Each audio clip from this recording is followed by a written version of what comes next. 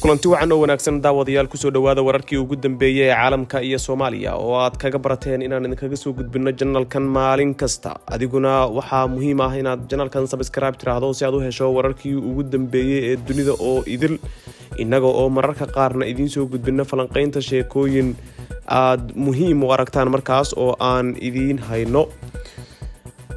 qodobada ugu waaweyn ee wararkan idin soo gudbin doona waxa kamid ah Kenya oo mar kale codsatay in dib loo dhigo kiiska dacwadeed ee u dhaxeeya dawladaha Soomaaliya iyo Kenya ee muranka badda ay gelisay la xiriira wararka waxa ku jira dawladda Soomaaliya oo ku gacan saartay dalabkaasi ka soo yeeray dawladda Kenya oo ku aadan in dib loo dhigo arrinka maxkamadeynta dacwadda badda ee Soomaaliya iyo Kenya ka dhaxeeya khilaaf cusub oo soo kala dhaxgalay Jubbaland iyo dawladda federaalka waxaan idin haynaa halka salka uu ku hayo khilaafkaasi Senator Fartaag oo laga soo doortay deegaanada Jubbaland ayaa sheegay in madaxweyne Farmaajo uu caqabad ku yahay in la heshiiyo oo Jubbaland iyo dawladda federaalku ay is afgartaan qodobada kale waxa kamid ah khilaaf xoog leh oo soo kala dhaxgalay madaxweynaha Puntland iyo ku-xigeenkiisa Karaash waxaan idin haynaa khilaafkaasi halka uu salka ku hayo cidda gadaalka riixaysa iyo wixii la mid ah magaalada Gaalkacyo oo iminka laga soo sheegay in ciidamada amnigu ay ka sameeyeen roondooyin amniga loogu xaqiijinayo cadaado oo ka soconayo dib u dhis maamulku uu hor u boodayo oo lagu sameynayo guriyo ay dudumiyeen roob halkaasi ka dayo oo dabaylo watay wararka kale waxa ku jira madaxweyne Farmaajo qaab dadban u dhaliilay madaxdii isaga ka horeysay iyo intaynu ku guda jirno wararkaas waxaynu ku soo kordhay oo ka mid yihiin masaajida ku yaala wadankan Turkiga oo la sheegay in bartamaha bisha June la furayo haddii aynu ku bilowno dalka Soomaaliya dacwadda badeed ee kala dhaxaysa Kenya dawladda Kenya ayaa dalbatay in guud ahaanba mar kale dib loo dhigo inkastoo aysan waqtiga cayimin dhageysiga dacwadda muranka badeed ee u dhaxeeya dawladaha Soomaaliya iyo Kenya warqad sir ah oo ay u direen maxkamadda cadaaladda dunida ee ICJ-da oo warbaahintu heshay ayaa muujinayay in Kenya codsatay in ay doonayso in dib loo dhigo muranka badeed ee u dhaxeeya dawladaha Soomaaliya iyo Kenya dacwadiisa oo ICJ-da taala dhageysigiisa Kenya waxa ay sheegtay in cudurka safmarka ah ee dunida oo dhan halakeeyay uu saameyn xoog leh ku yeeshay dhaqaalihii isku socodkii dadkii iyo gaadiidka iyo guud ahaanba dunida oo dhan iyagoo taas ka duulaya ayay sheegeen in muhiim tahay in dib loo dhigo dhageysiga June bartamaheeda ayuu qorshuhu yahay in la dhageysto dacwadda u dhaxaysa dawladaha Soomaaliya iyo Kenya ee la xiriirta muranka badda Kenya ayaa warqadda ay dirtay waxa aysan ku carrabaabin waqtiga ay u baahan tahay in dib loo dhigo laakiin waxa dhanka kale ay sheegayaan in loo baahan yahay in doorashada ee dacwadda badda waqtigeeda dib looga dhigo dawladda Soomaaliya ayaa dhanka kale waxa ay si weyn oo carale ay ugu gacan saartay dalabka ka soo yeeray dawladda Kenya oo la xiriira inay muhiim tahay in la helo in dib loo dhigo dhageysiga dacwadda badda ee kala dhaxaysa ama ka dhaxeeya dawladaha Soomaaliya iyo Kenya isla wararka ku sugan agagaarka Kenya haddaan eegno xuduudda Jubbaland oo ah dawlad goboleed ka tirsan dawladda federaalka Soomaaliya maamul goboleedyada hoos yimaada ayaa waxa iminka ay cadaadis xoogan kala kulmayaan dawladda iyaga oo dhanka kalena sheegay in dawladda federaalka gaar ahaan madaxweynuhu iminka diidan yahay in la heshiiyo khilaaf xoog leh ayaa u dhaxeeya maamulka Jubbaland iyo dawladda federaalka kaasoo gaaray heerkii ugu sareeyay ee dadku ay iyagu qudhoodu ay ku noqoto mid ay isaga maaragtay labadaasi maamul oo ah dawladda federaalka iyo maamul goboleedkuba ay ku wada dagaalamaan marka loo eego hanaanka siyaasadeed ee loo wajahayo in Jubbaland lala macaamilo xukuumadda ama dawladda federaalka la macaamisho dawladda federaalka ayaa ciidamo badan oo dheeraad ah waxa ay geysay gobolada Jubbooyinka waa gobolka Jubbooyinka iyo gobollo kale oo ka tirsan Jubbaland kuwaas oo ay ku sheegeen inay yihiin kuwii xoreyn lahaa deegaano ka maqan Jubbaland dagaalna ku qaadi lahaa laakiin Jubbaland iyo mucaaradka xukuumadduba waxa ay sheegeen in dawladdu rabto in dhul horay looga xoreeyay al-shabaab ay mar kale rabaan in dagaal ka qarxiyaan isla wararkaasina gobolka Gado mas'uuliyiintiisa ayaa waxa ay sheegeen inay iyagu ku raad joogaan in la soo qabtaba sida ay yiraahdeen madaxweynaha Jubbaland Axmed Maxamed Islaam Axmed Madoobe wasiirka amniga Jubbaland Cabdirasiid Janan oo dhuumaalaysi ah maadaama dawladdu ay baacsanayso iyo sidaas oo kale cabdirashiid xidig oo ahaa musharax u taagnaa xilkii madaxtinimo ee dowlad goboleedka Jubbaland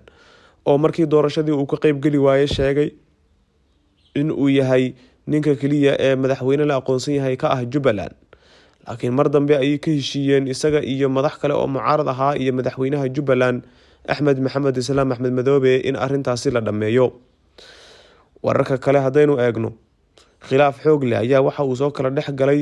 maamulka Puntland madaxdiisa oo u dhaxeeya madaxweynaha dowlad goboleedka Puntland Siciid Cabdilaahi Dani iyo ku-xigeenkiisa oo ah Karash waxa uu baabi'iyay horaanta maalmihii la soo dhaafay warqad ka soo baxday madaxweynaha Puntland oo uu ku magacaabay taliyaha madaxtooyada iyo ku-xigeenkiisa ee ciidanka wardiyay madaxtooyada, waxaana magacaabistu timid kadib markii uu iscasilay taliyihii ciidankii ilaalinaya madaxtooyada dowlad goboleedka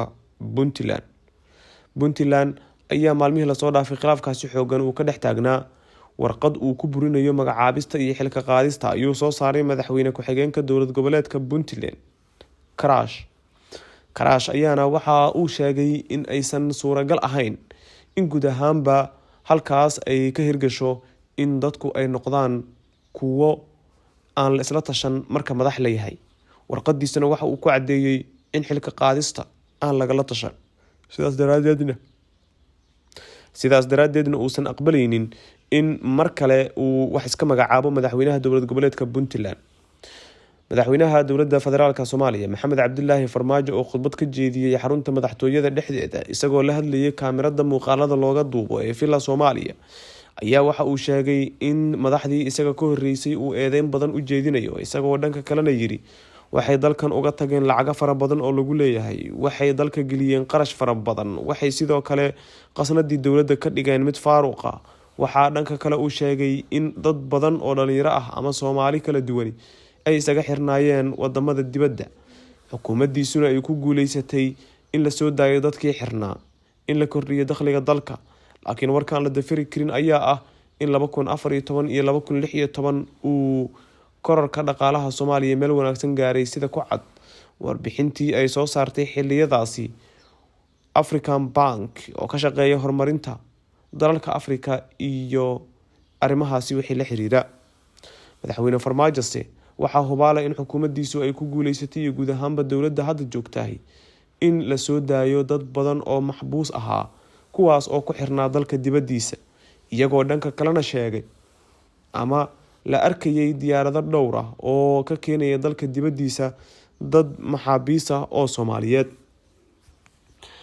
taasoo ka dhigan in labada dhinaci ay midba meel ku guuleystay. Waa Xasan Sheekh Maxamuud oo dhaqaale kobcinta wadanka ku guuleystay iyo dowladda madaxweyne Farmaajo oo iyana ku guuleysatay guud ahaanba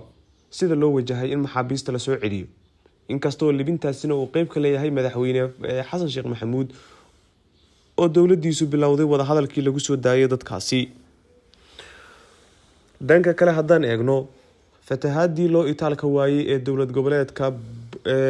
Hirshabelle ayaa iminka waxaa la soo sheegayaa in magaalooyin hor leh oo ka tirsan gobolkaasi uu ku fatahay. Magaalooyinka uu ku fatahay waxaa ka mid ah degmada Jalalaqsi la yiraahdo ee gobolka Hiiraan, deegaano hoos yimaada oo webigu fatahaad xoog leh uu ka sameeyay. Fatahaadaasi uu sameeyay ayaa waxa ay sababtay in dadkii ay barakacaan oo guryahoodii ay banaanka ka joogaan. Durbadiiba waxa ay ku biireen dadkii caawinaada codsanayay. Haddaan dhanka kale ugu dambeyntii eegno wararka ka baxsan Soomaalida oo aan idiin hayno, waxaa ka mid ah qofkii ugu horeeyay oo dhalasho ahaan ka soo jeeda Ethiopia ayaa loo magacaabay wasiirka socdaalka ee dalka Israa'iil. Bina Tomano oo dhalasho ahaan ka soo jeeda dalka Ethiopia ayaa noqotay shaqsigii ugu horeeyay oo Israa'iil ah wasiirna ka noqota. Waa shaqsi ugu horeeyay oo Ethiopian ah wasiirna ka noqota Israa'iil. Waxaa loo magacaabay wasiirka socdaalka inay noqoto. Dad badan oo Ethiopian ah ayaa rumaysan in asal ahaan ay yihiin Yuhuud ama Israa'iil, laakiin lagu dhex takooro laguna faquuqo marka ay joogaan dhulka Yahuudda. Yahuuddu waxa ay haysataa dhul fara badan oo Falastiiniyiintu ay leedahay, dalal fara badan oo Turkigu ku jiro ayaa aad uga careysan qaabka loo wajaho Falastiiniyiinta iyo sida ay adduunyadu uga hadasho xaqooda. Qodobka ugu dambeeya waxa uu yahay Turkiga oo furaya masaajidii lagu cibaadeysanayay 12 bisha soo socota ee June. Madaxa arrimaha diinta ee wadanka Turkiga ayaa sheegay in masaajida dalka dib loo furayo 12 bisha soo socota ee June. Wuxuu sheegay in uu dareemayo sida dadku ay ugu hiloobeen salaadihii wadajirka loo dukanayay. Wuxuu kaloo sheegay in ciida aan lagu dukan doonin masaajida maadaama uu yiri weli uu cudurkii jiro. Turkiga ayaa hakiyay masaajida lagu dukado 26 March si loo xakameeyo cudurka dunida oo dhan halakeeyay. Waa Cali Aadan Muumin iyo bartan oo aad kala socoteen wararkii nabadgelyo. Haddii aad channelkan ka heshay wararkiisa subscribe saaro.